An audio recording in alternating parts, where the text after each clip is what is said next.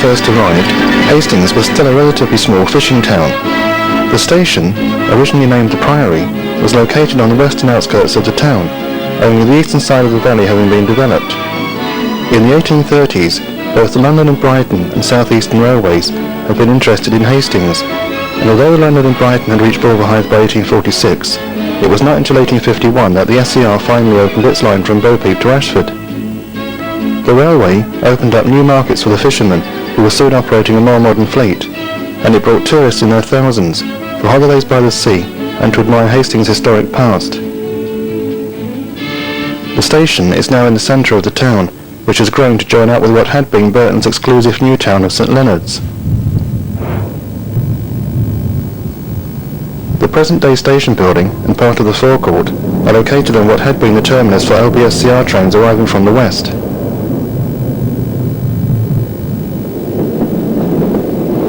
The original LBSCR line curved off to the right through the area now covered by the post office building. The original station was V-shaped, with the point of the V towards the camera. LBSCR trains passed to the right of the V and SER to the left. The station was rebuilt in 1931 with island platforms.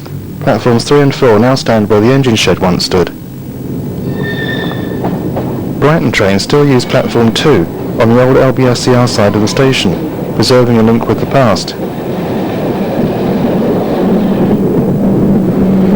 The 1931 rebuilding left only the goods shed unaltered, but even that was later replaced by this structure, which was actually demolished during filming in early summer 1987.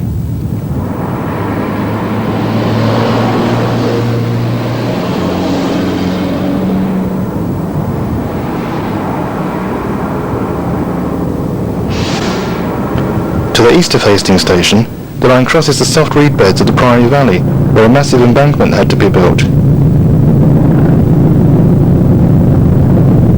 This was constructed using spoil from the tunnels. The embankment was originally pierced by a road tile known as St Andrew's Archway, where the bridge now crosses Queen's Road. This traffic bottleneck was replaced by the present bridge in 1898.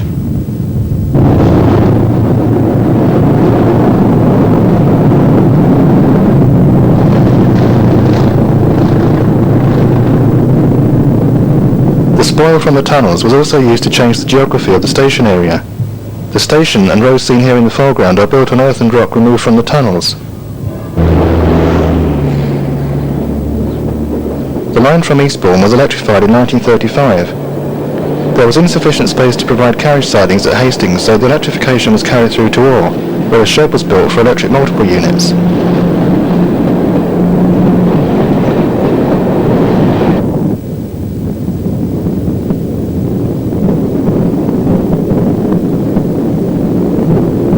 The old warehouses would once have been alive with activity, but now look rather forlorn.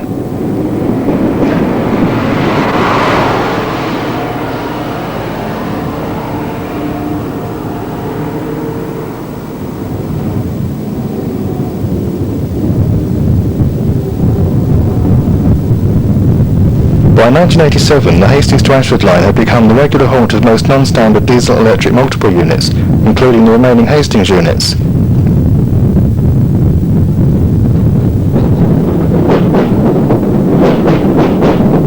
Apart from those still in service on the Ashford line, a number of withdrawn Hastings units were still around in 1987 awaiting their last journey to the scrapyard. Ashford trains have used platform 1 for many years, consequently the western end of the platform was little used. In 1986 the track from that end was lifted to allow for the construction of a covered walkway, giving direct access to platforms 1 and 2 without the need to cross the footbridge.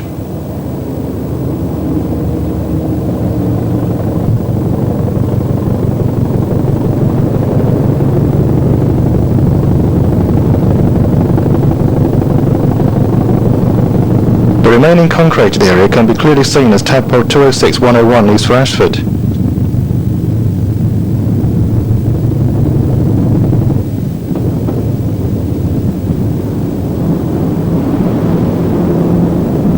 From the station, the line passes under South Terrace Bridge, past the warehouses before crossing Queen's Road and entering Mount Pleasant Tunnel.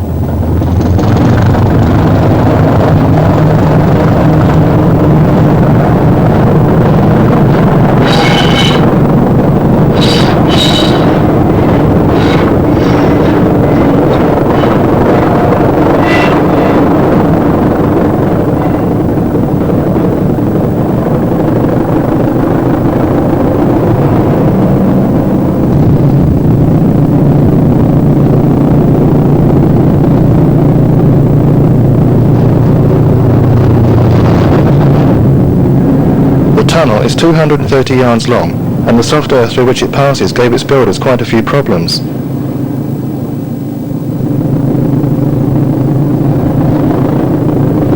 In 1850, 30,000 cubic yards of earth that had been piled up on the embankment on the eastern side slipped down and twisted the tunnel mouth. The tunnel then had to be lengthened and a massive wall of bricks built to hold back the spoil.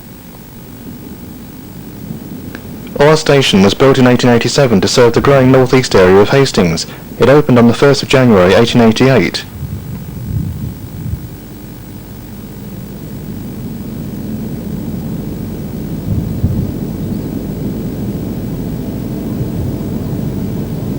Behind Oil Station, the 1935 Emu shed still stood in 1987. It closed with the electrification of the Tunbridge line a year earlier, but was still being used to store withdrawn Hastings units. Before the shed was built, there had been a goods yard here complete with cattle pens, and an additional siding leading off to Hastings and District Tramways power station.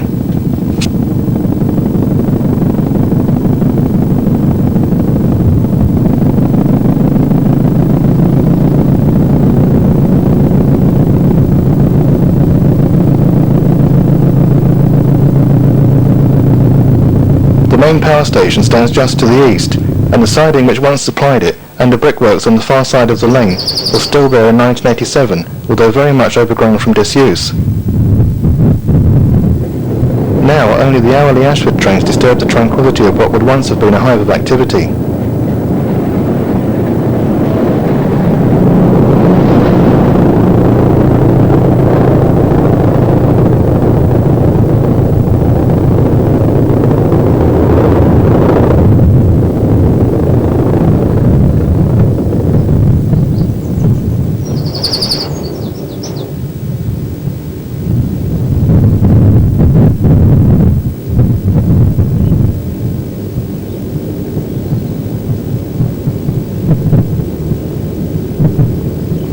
The gates now stand permanently closed, and nature is beginning to reclaim her own.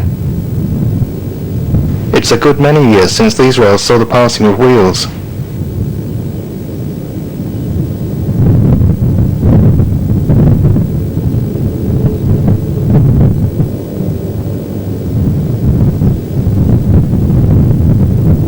The crossover for electric trains is near the siding, and the few electric trains still came through as far as or after the Emu shed closed.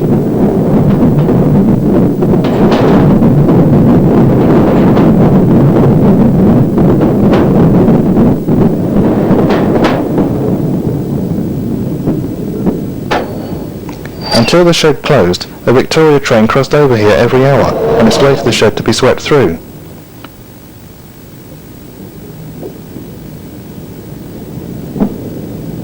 This is the 1643 to Brighton, the only train of the day that still starts its journey from Oare.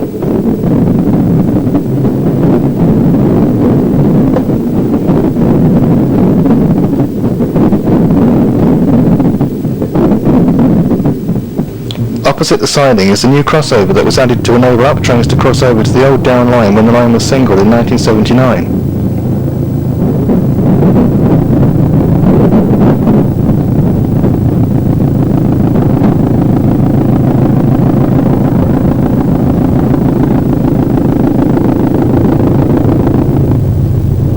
The electrified head shunt continues right up to the mouth of Oare Tunnel.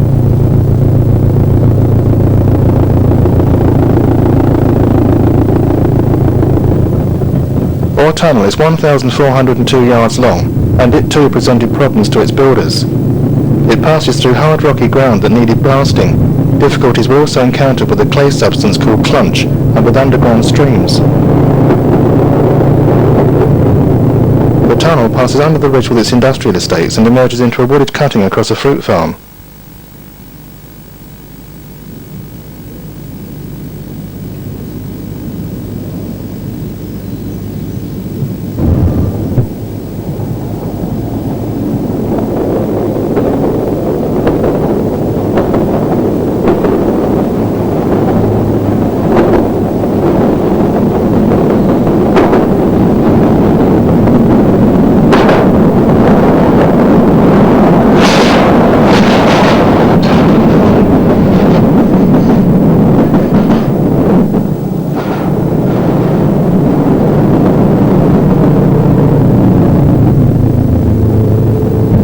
From here, the line runs alongside the Fairlight Hills before arriving at the first of the halts that opened in 1907 with the rail motor service.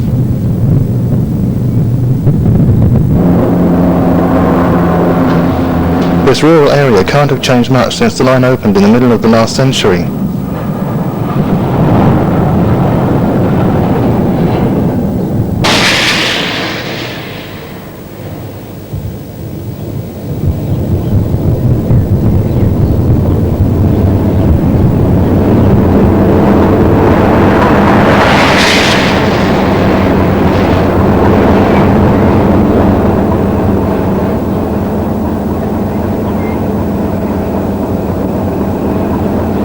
Three Oaks and Gastling Halt was originally named Three Oaks Bridge.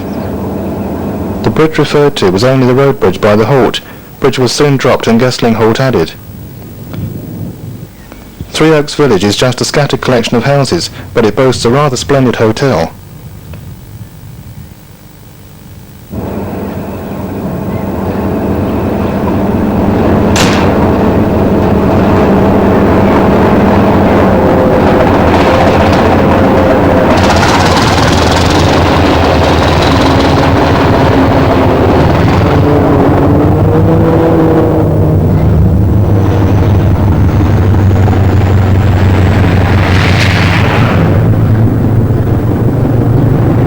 The disused up platform is still there in 1987, but with a hole where the shelter once stood.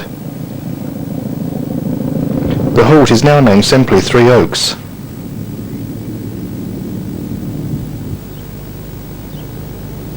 The next halt is named after a nearby farm.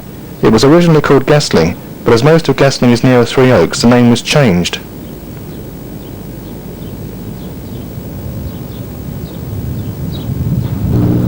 Again, the halt has now been dropped.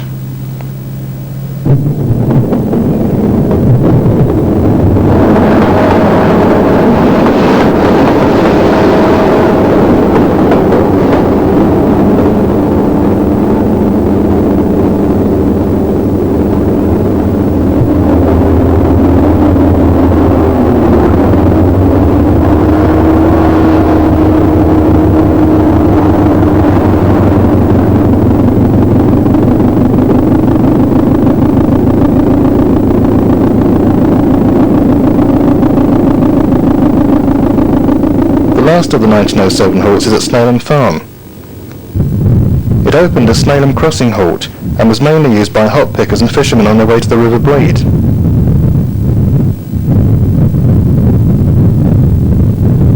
This halt closed in 1959, but the crossing is still used by farm workers, although the hops have been replaced by fruit.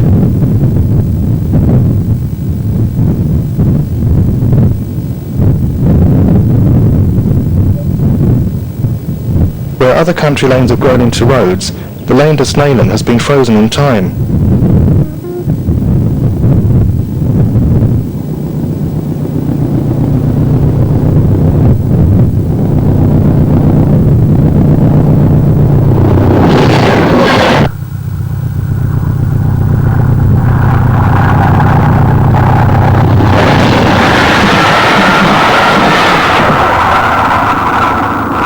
The modern, flat-bottomed, welded track contrasts starkly with sleepy, forgotten Snelham.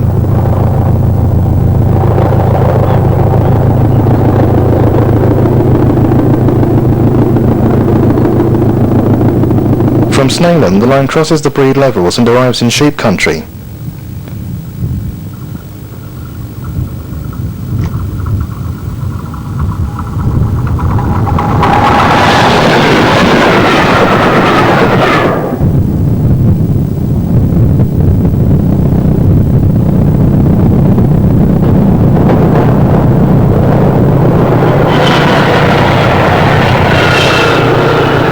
The sheep, once a source of income for the railway, must outnumber people in this sparsely populated area. The line crosses the River Breed and more sheep farms before arriving in Winchelsea.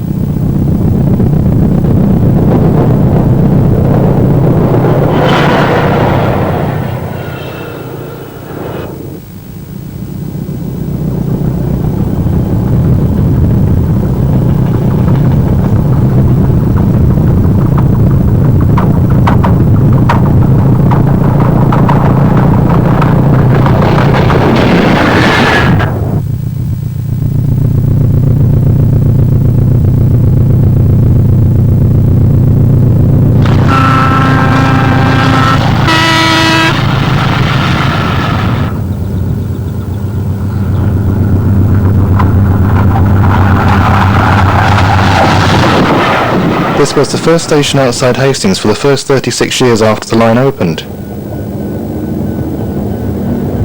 Winchelsea Station Building is the first of several on the line designed by William Tress. This building is almost identical to the one at Ham Street. Both have this unusual three-sided canopy. Unlike Ham Street, this one is now a private dwelling, occupied by an art potter.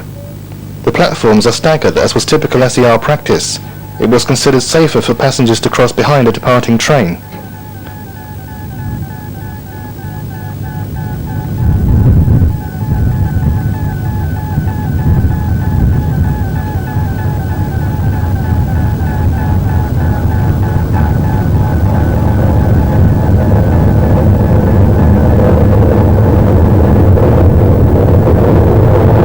Automatic open crossing has replaced the gates and crossing keeper's cottage.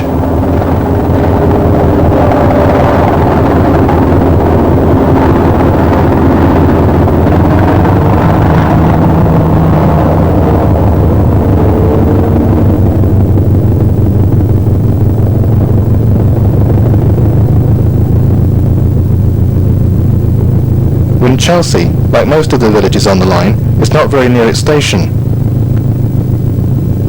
The cyclist will have over half a mile to travel before reaching the village through one of its gateways.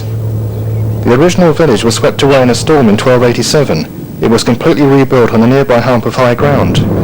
It's changed little since it was built and has been described as a fossilised village. The sea has receded from Winchelsea and the railway runs below Cadborough Cliff near to the Old Saxon Shoreway. From Winchelsea Station, Rye can be clearly seen on this island of land that was once amidst the sea.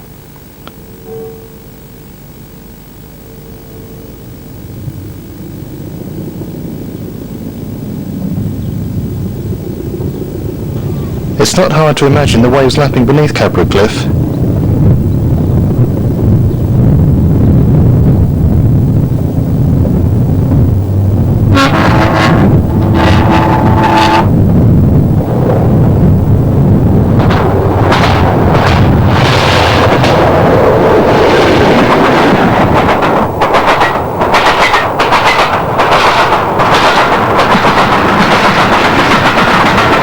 The line crosses the River Tillingham beside Rye's best-known landmark.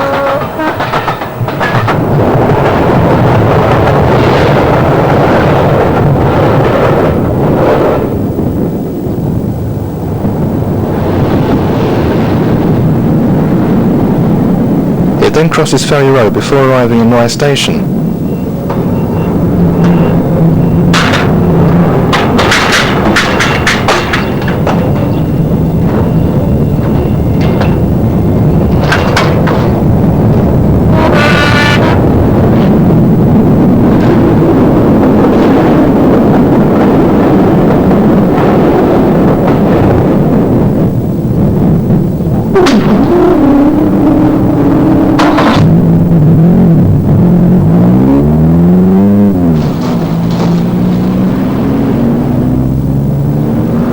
The signal box dates from 1893. It now controls the coloured light signals on the tokenless block section, single line sections to Orr and Appledore.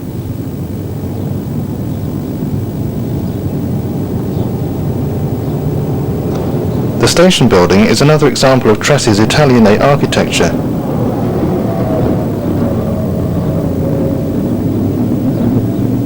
The parcels shed was later added by the Southern Railway in similar style.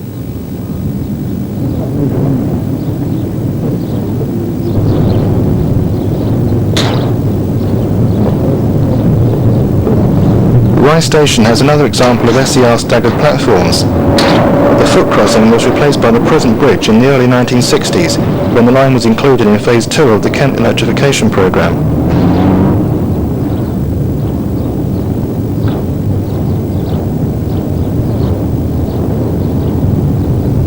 On the eastern side of the station, the crossing keeper's cottage was still in use as a private dwelling in 1987.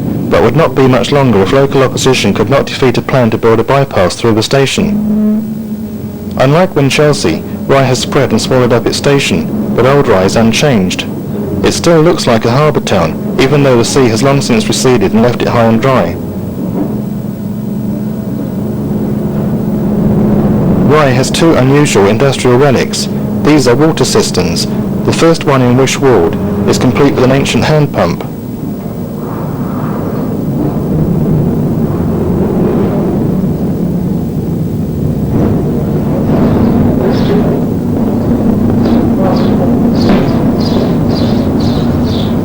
To reach the second one, the visitor has to climb the cobbled street passing the world-famous Mermaid Inn. The inn was built in 1420 and was well known as a resort of smugglers and highwaymen. The second cistern stands in the yard behind the 12th century church. The church itself is well known for its quarter boys on the outside of the tower.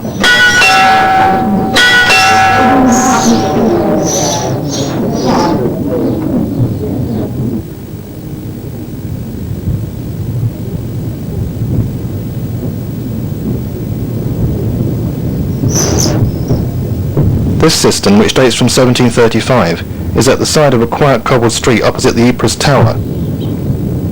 The tower and gun garden beside it were part of England's defences against Napoleon. From the gun gardens a spectacular view can be had across Rye Harbour. The sea has receded so far that Rye Harbour, like Rye before it, has been left still not quite on the sea.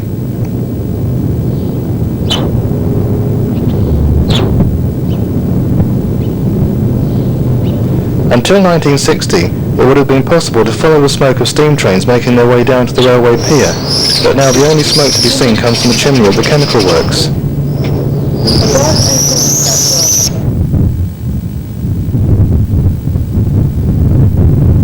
A quick visit to Rye Harbour will reveal no trace of the branch line.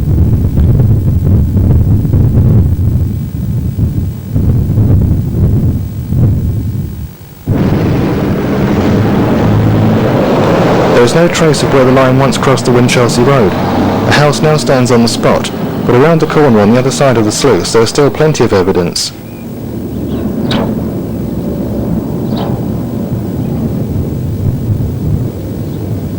A pillbox still guards a non-existent railway from a non-existent enemy, long after both have faded into history. The place where the bridge once stood is marked by pieces of old railway line holding up the bank.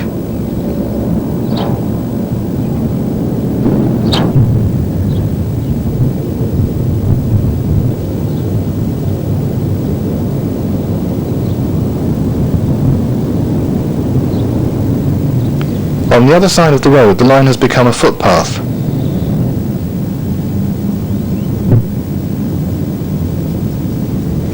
Any doubts that we were filming in the right place disappeared when we passed the gate. Here we found proof in the form of two engineers' marker plates, still marking a stream that once passed under the track.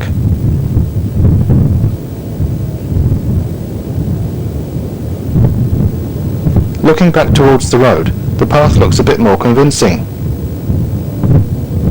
There are even a few old wooden sleepers pushed hard into the ground.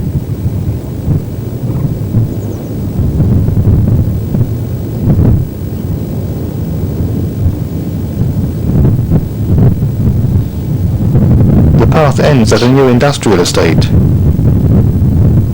A siding once branched off near here. It passed through a chemical works where a few yards of track still existed in 1987, then crossed the road and went right down to the waterfront.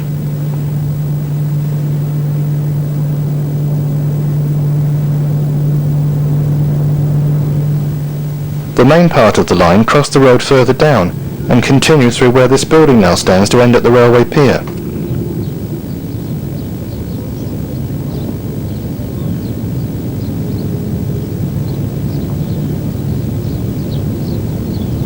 Until 1939, there had been a 3-foot gauge tramway on the far side of the harbour. Its station building was still there nearly 50 years later. The Ryan Camber Tramway Company was formed in 1895, mainly to serve a new golf links on the outskirts of Canberra and to transport fishing crews to and from boats left at Rye Harbour. The branch line ended here at a pier. Its exact location is again marked by pieces of railway line, originally placed there to hold up the bank, that now serve a useful purpose for mooring boats.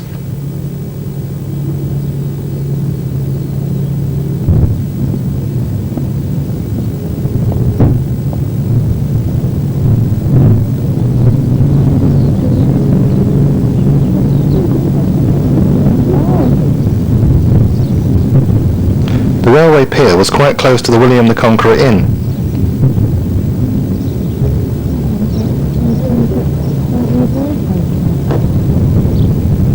This old SER coach is still at Rye Harbour as a reminder that trains once came here.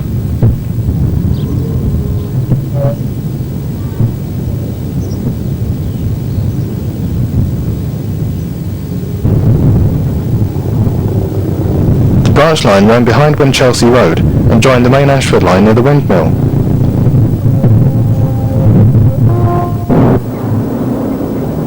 Rye is about halfway between Hastings and Ashford, and is the place where the two demus working the service normally pass.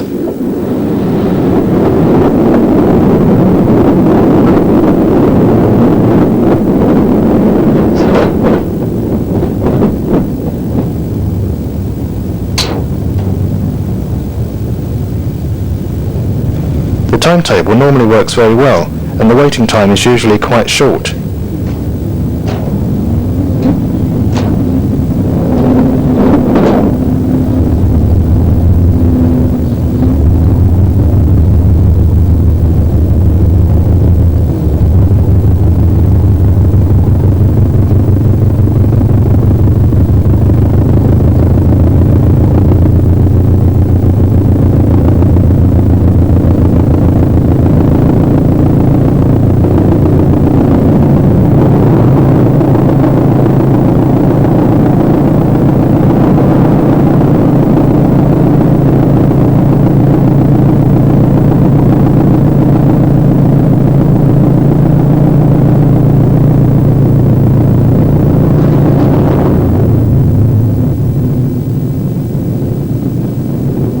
On the eastern side of Rye, the line crosses the River Rother.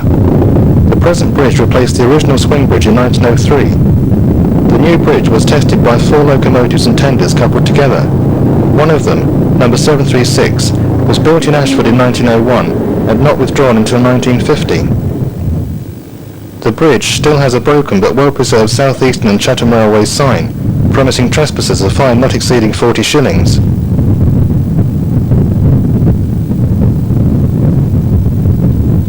The main coast road crosses the line in 2 places on the edge of Warren Marsh.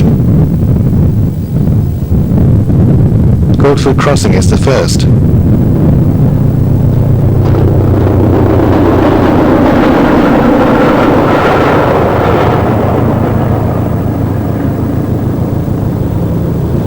The modern successors of the old freight trains now roar through the quiet country lanes alongside the railway.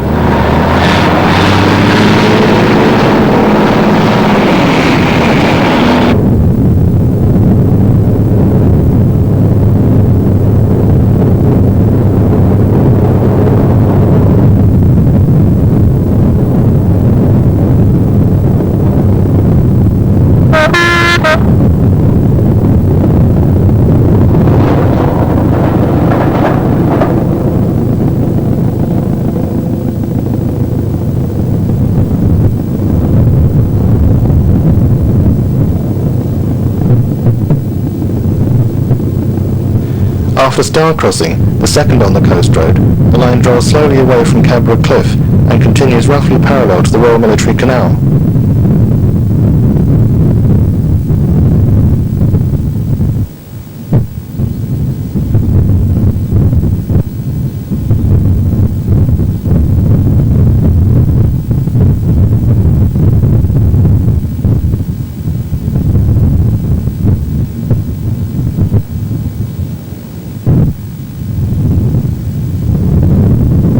Once through the marshland mist, one more minor road has to be crossed before reaching Appleville.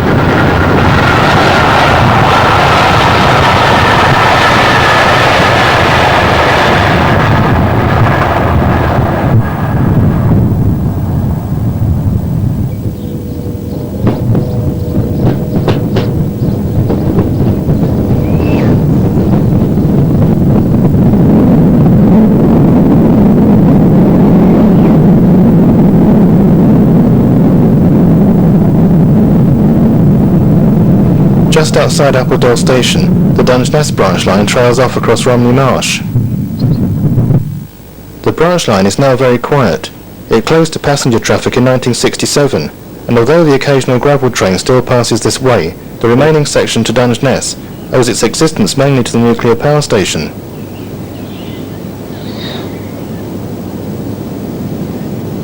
The area is so flat that Ashford trains can still be seen from Snargate.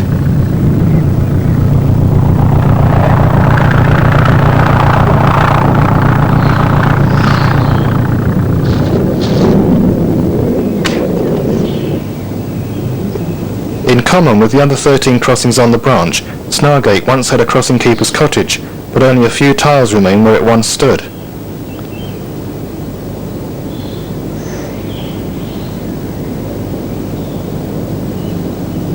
Very little traffic comes this way by rail or road, and passers-by could be forgiven for thinking that the line was closed.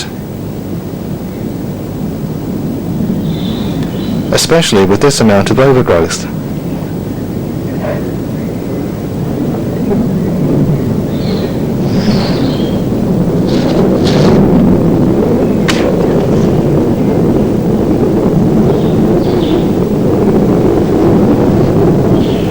The crossings are of the completely open type, but the infrequent traffic makes them very safe. The hoped-for crowds of holidaymakers never arrived on this line, even after a diversion in 1937 took it nearer to the holiday camps.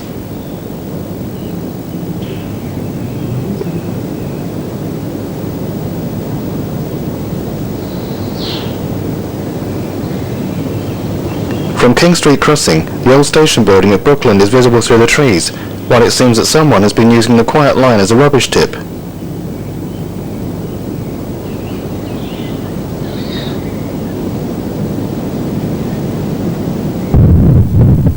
Brookland Station opened in 1881. It stands beside the main coast road and is just under a mile from both Brookland and Brenzett.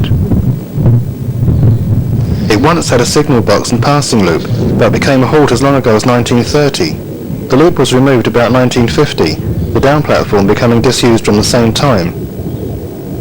After so many years as a private dwelling, the building is still unmistakably a railway station.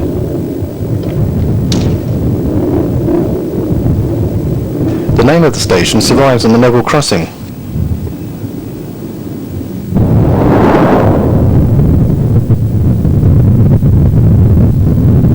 This crossing between Brookland and Lydd has a name more descriptive of the area.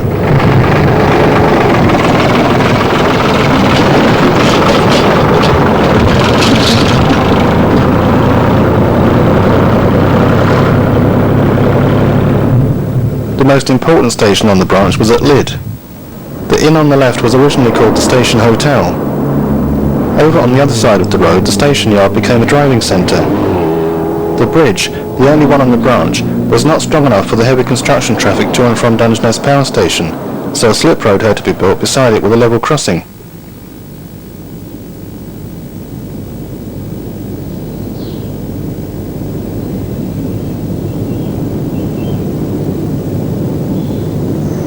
The station buildings found further use with the local tyre company.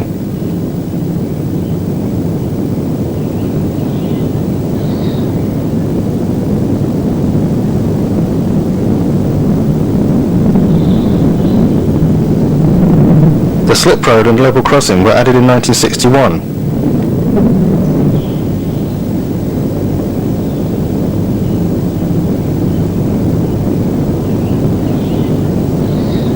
The landscape south of Lydd is bleak and featureless. The station steps must have witnessed the passing of many thousands of feet, especially in the days when the army used the station to serve their nearby camp. The suffix town was added when Southern Railways opened their new station at Lydd-on-Sea in 1937. There was a signal box here until the end of passenger traffic. Since then the points have had to be hand-operated. There were once several sidings nearby, including one each for the waterworks and the British Quarry Company. A branch also led off to Lydd Military Camp. Following the road to Dungeness, we find the present-day end of the line opposite the power station.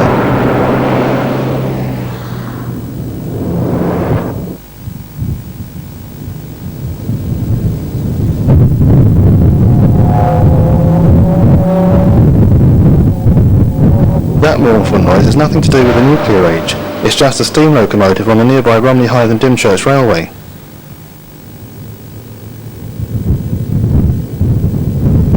crane standing across the siding is used to load steel flasks containing spent nuclear fuel rods onto lateral wagons. The flasks are then transported to Sellafield in Cumbria for reprocessing. The Dungeness branch ends by the crane, where a passing loop has been provided for shunting the flask trains. The main part of the line that once went on to New Romney now ends at the buffers nearby. The Dungeness branch originally continued along what is now the road to the power station. Movements of flasks from the power station usually take place about once a week, but the running times are classified, making it very difficult to film anything. Fortunately, Vic Mitchell was able to do the impossible and obtain pictures one freezing cold January morning.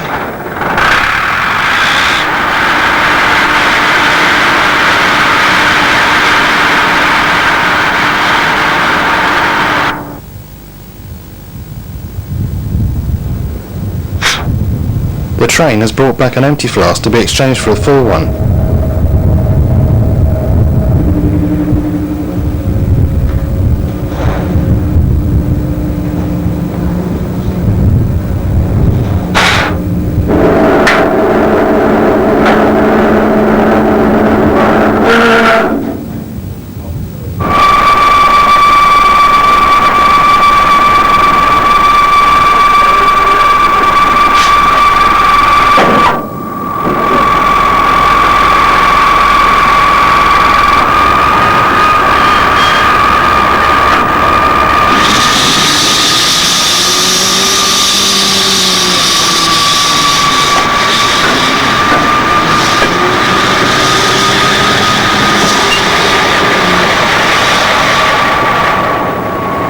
The full flask is first shunted out onto the remains of the New Romney branch.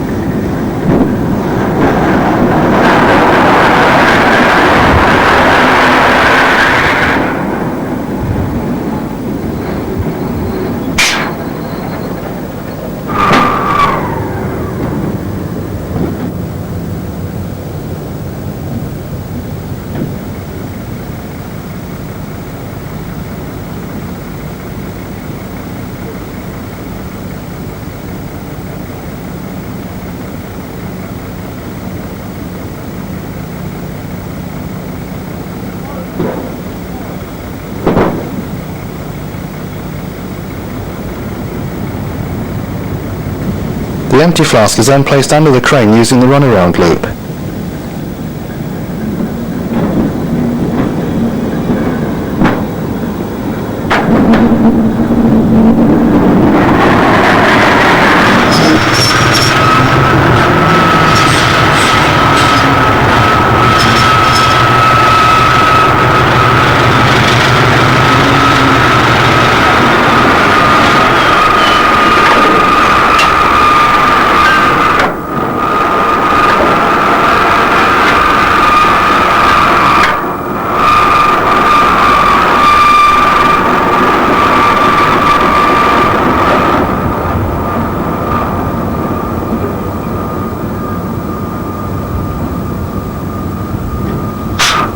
On trains carrying hazardous loads, the guard has to travel remote from the driver, making a guard's van necessary. On this bitterly cold morning, the guard, quite understandably, didn't want to take the cold van that had been freezing on the siding since before Christmas. This made an extra shunt necessary to couple the warm van to the loaded train.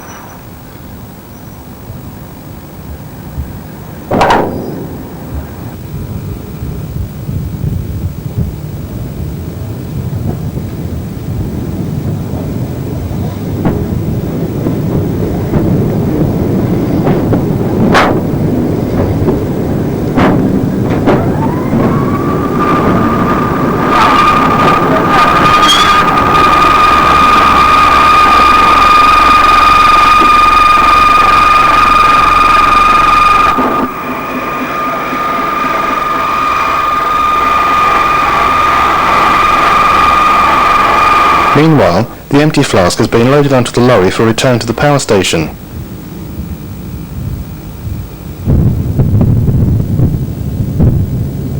The Dungeness branch used to end at a station near the lighthouse and coastguard station. The remains of the station were still evident amongst the shingle in 1987.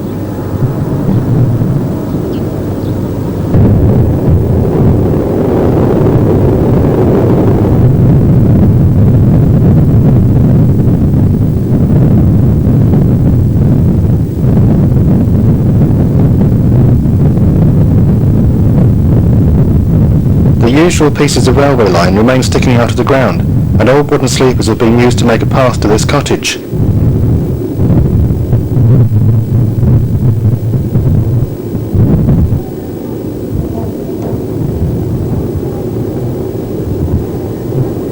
Opposite the site of the old Southern Railway station, the narrow gauge Romney Hythe and Dymchurch Railway is still very much alive. The miniature steam locomotives delighting visitors of all ages.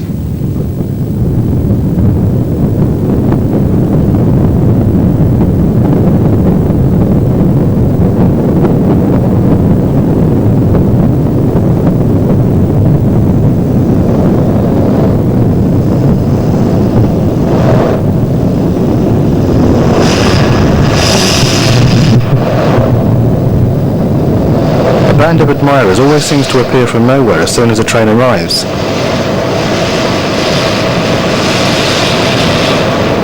A spectacular view of the turning loop can be had by anyone with the energy to climb to the top of the lighthouse.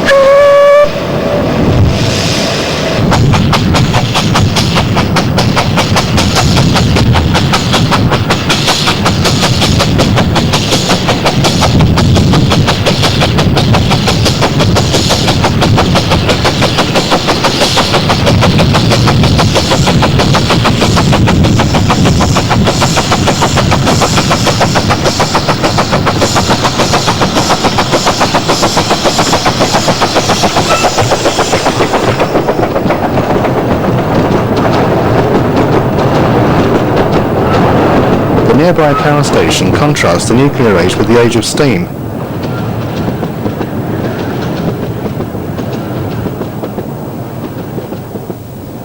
Many old railway carriages from an earlier era remain at Dungeness as private dwellings.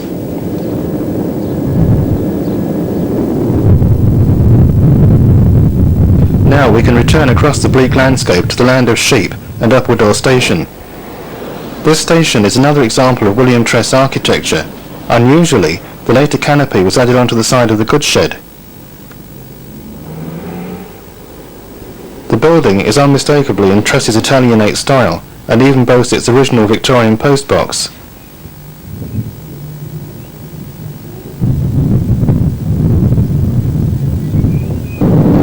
The crossing keeper's cottage has survived, again as a private dwelling.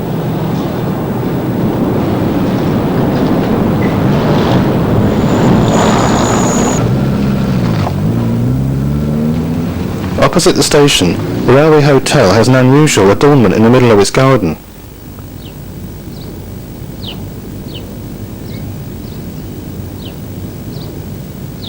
The goods shed is still serving a useful purpose, albeit not the one it was intended for.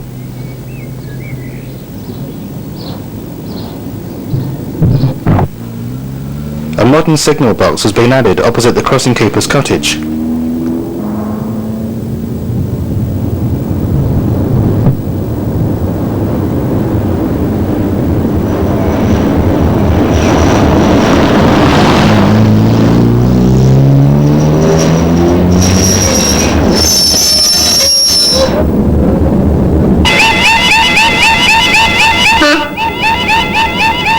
As can be seen, the single line section ends at Appledore.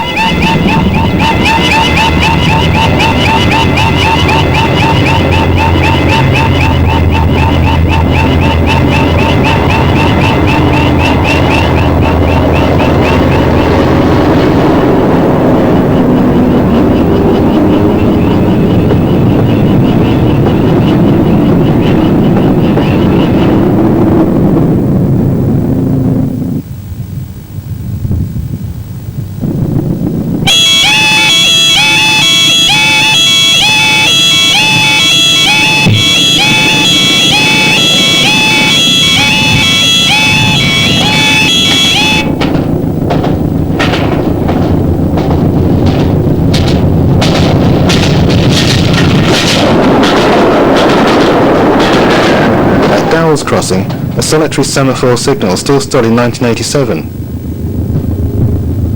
From here, the land starts to rise again towards Warehorn. Warehorn Churchyard provides an excellent view of the railway bridge across the Royal Military Canal.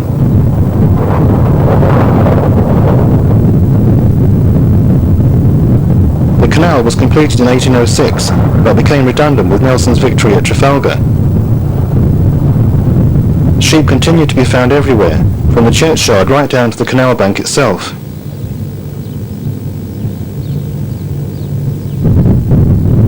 This part of the canal is now controlled by the National Trust, as an area of outstanding natural beauty and for its wildlife.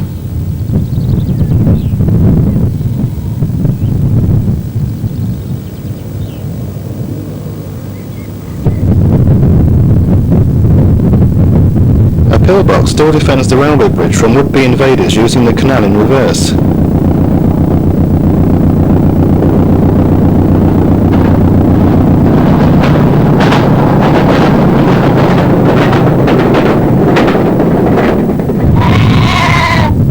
Trees begin to reappear as the line continues to climb onto Wealden clay.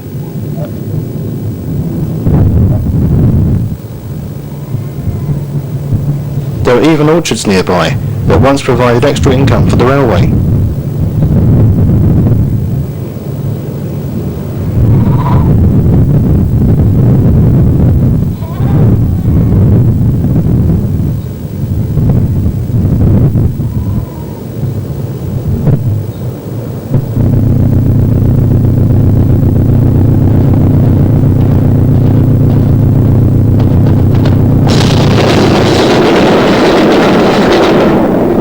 After Warehorn crossing, we reach Ham Street, the last station before Ashford.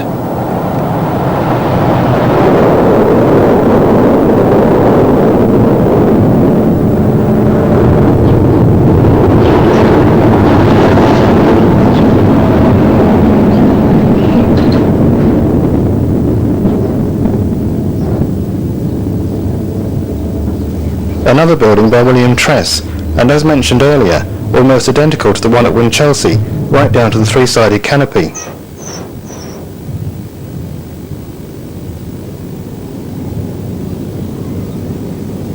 The staggered SER platforms and foot crossing are still in use at Ham Street. This is one of very few foot crossings left in southern England.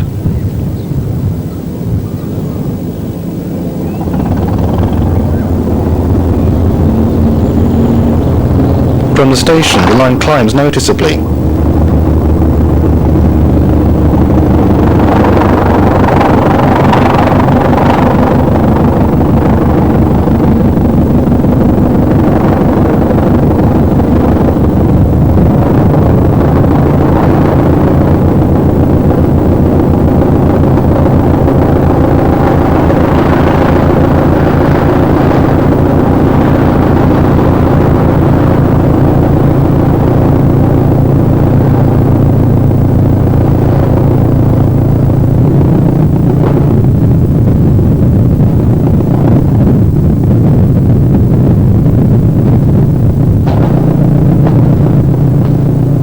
The surrounding land has by now risen enough for an overbridge at Poundhurst Road.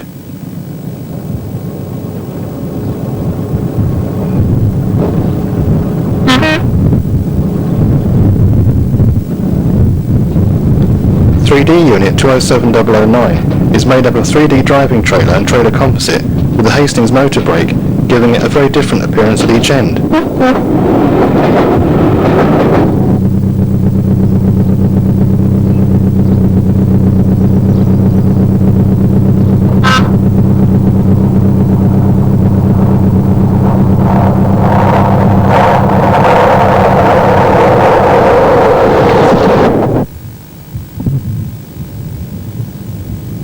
The next level crossing at Rucking once had a public siding on the upside of the line. A further siding was laid from it during World War II to accommodate a super heavy gun. Similar sidings were also laid into Goldenwood to the north and Hollybush to the south.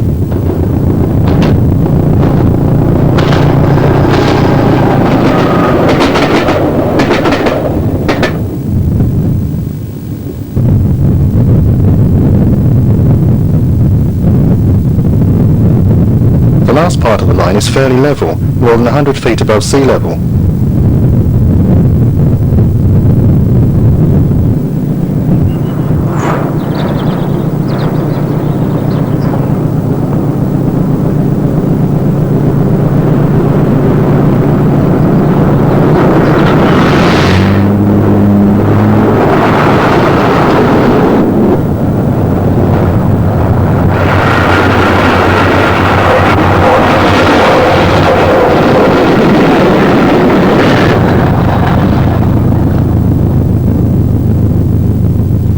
The quiet rural countryside around Kingsnorth is deceptive.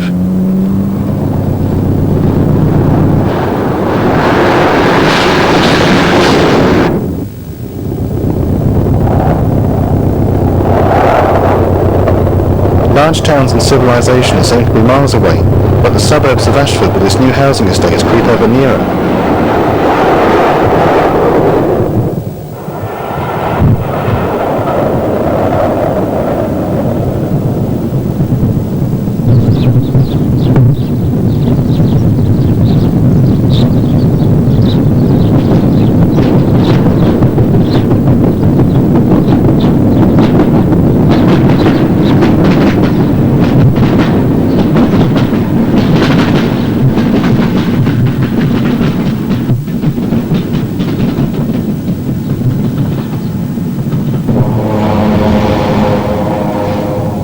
Quite near to the line behind one of the estates, the Ashford Railway Museum is in preparation.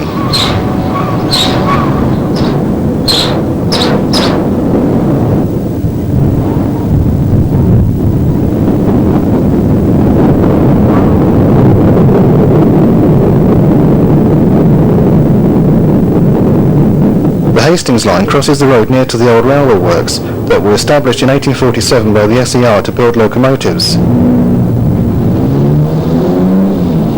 Production continued until 1962. After that, only wagons were produced until 1981, when the roads were finally reduced to handling only components. On the other side of the line, the present-day works at Chartleacon has its football ground.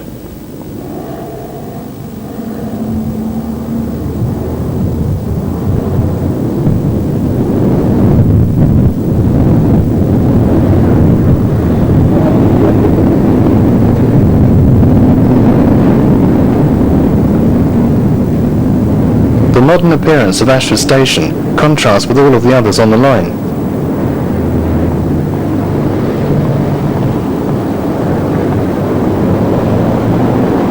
Ashford itself has changed a great deal since the railway arrived. It has been a market centre for sheep and cattle farmers of Romney Marsh and the Weald of Kent since the Middle Ages. It was natural for the town to develop into the busy and important railway junction that it is today.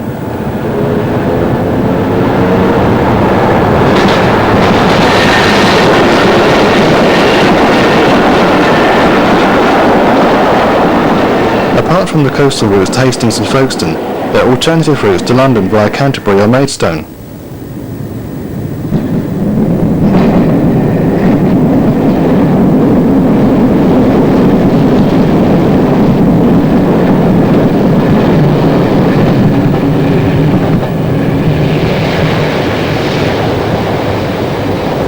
For rail unit 203001 has been painted back into Southern Region green livery to celebrate the 30th birthday of the Hastings Demues.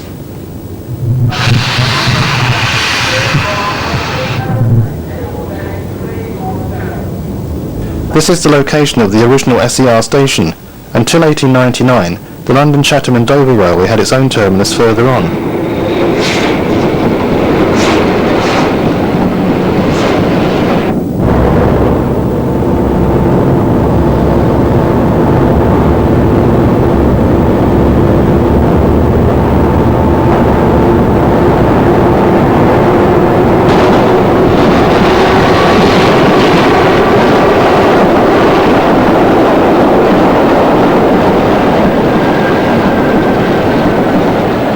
In an attempt to please all of its fans, 203001 will appear in both liveries on the journey back down to Hastings.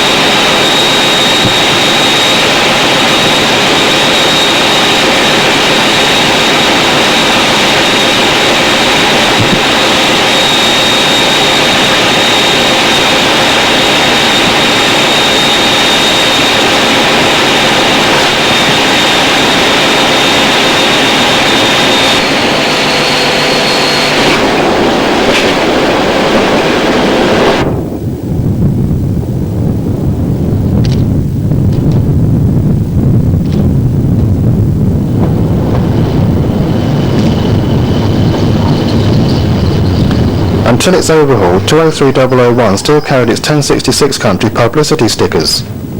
They were used on the Tunbridge line as part of a joint promotion with the East Sussex Tourist Board.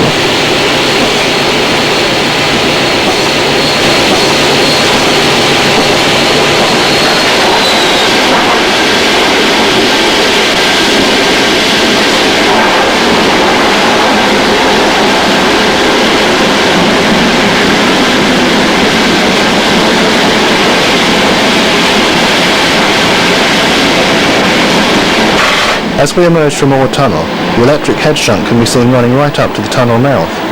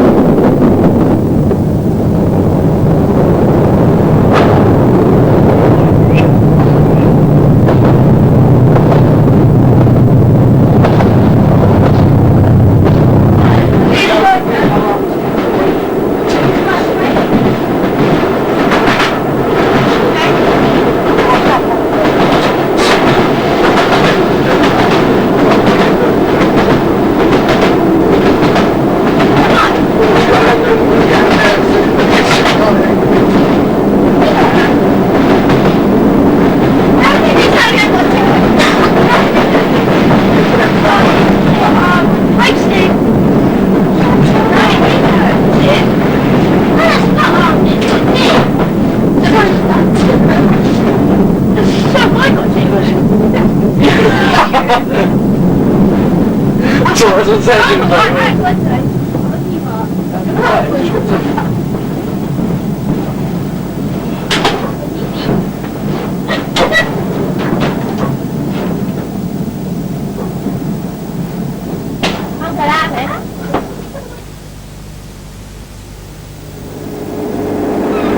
overhaul of this unit was carried out at Eastleigh Works in July 1987 and includes authentic 1950s style emblems. The modern yellow end served to brighten up its appearance, and although not original, a few Hastings units did run for a time with yellow ends while still in green livery in the late 60s. This was originally 6L number 1011 and was new in May 1957. During the overhaul, the original 500 brake horsepower 4S RKT diesel engines were replaced by the 600 horsepower type normally fitted in Class 205 3H units.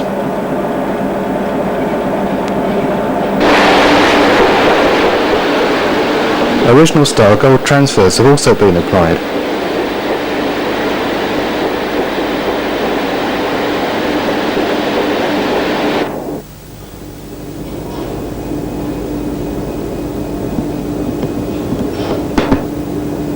Although the Hastings units with their bare light bulbs have been described as dingy by some members of the travelling public, their individually switchable wall lights and deep cushioned seats added a touch of luxury not to be found in their immediate successors. The single seat at the end of each coach, made necessary by the restricted width, was also popular with some passengers.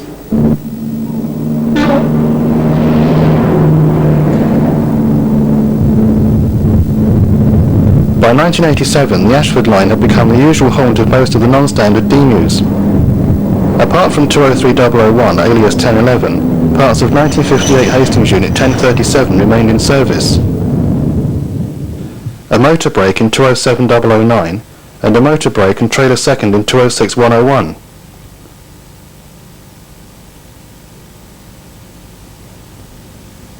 The 3Ds were built to restriction 1, so the Hastings motor brake doesn't stand out so markedly as when combined with standard profile stock.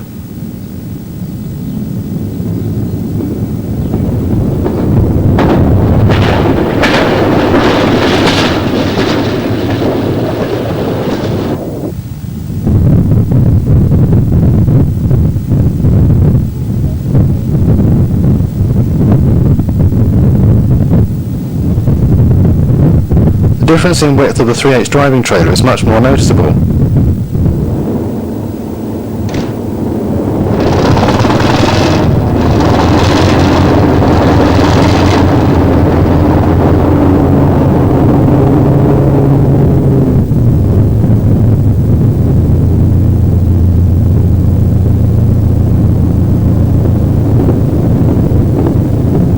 The 3H Unit 205101 was experimentally refurbished at Eastleigh Works in 1979. Most noticeable from outside are the fluorescent lights and eyebrows unit numbers. The modifications include the ability to run in multiple with electric units. This was one of the two car units originally built for use in Hampshire in 1957. The additional coach was added 2 years later and stands out due to the lack of roof-mounted cable conduits.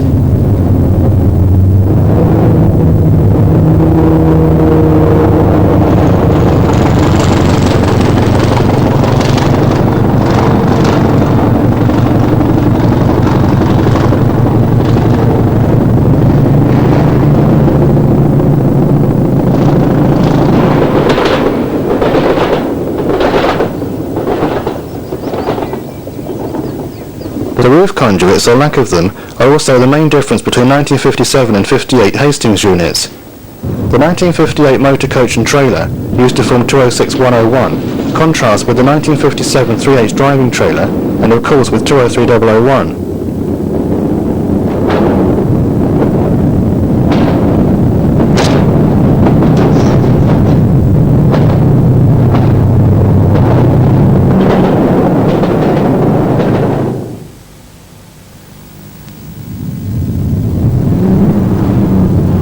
We'll now have a final run up to Ashford with the Hastings 4L.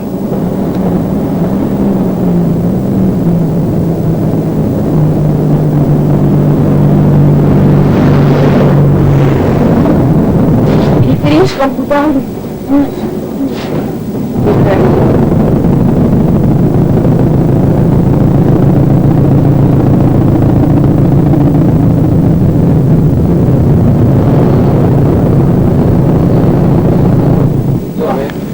part of the line between Hastings and Rye is well used during the summer months by tourists and foreign students.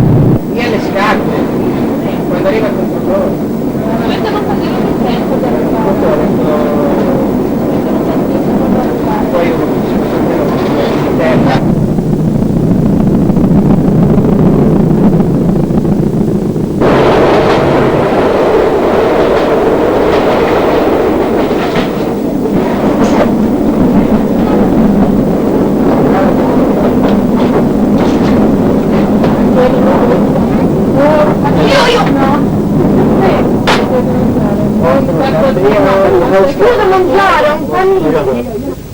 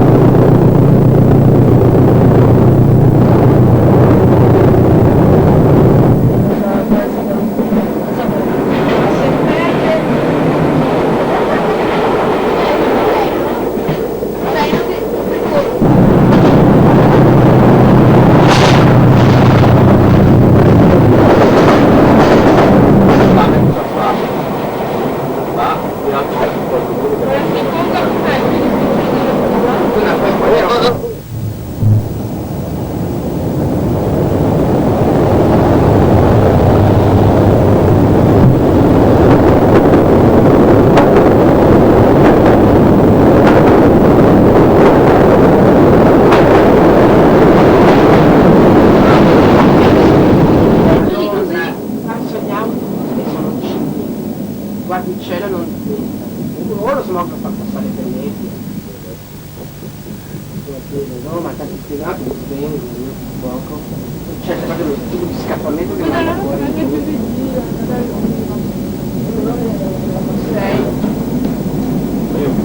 Sei andiamo.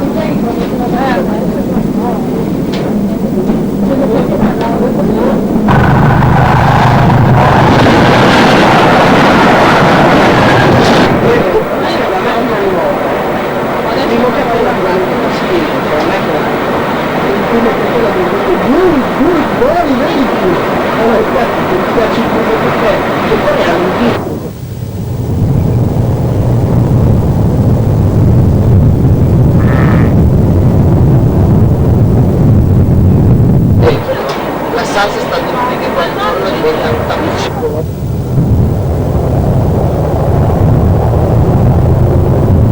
La carota è un po'...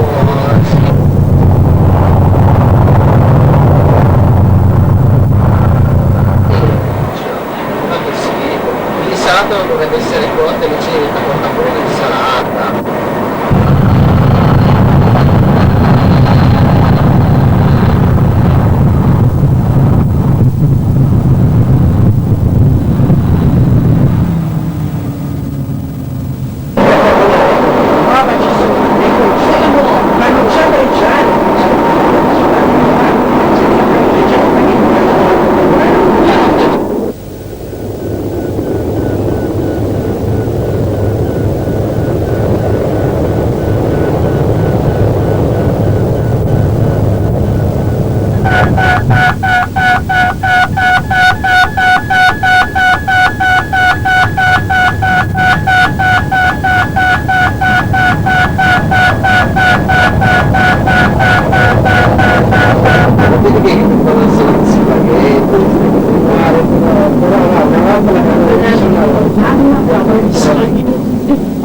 La prima volta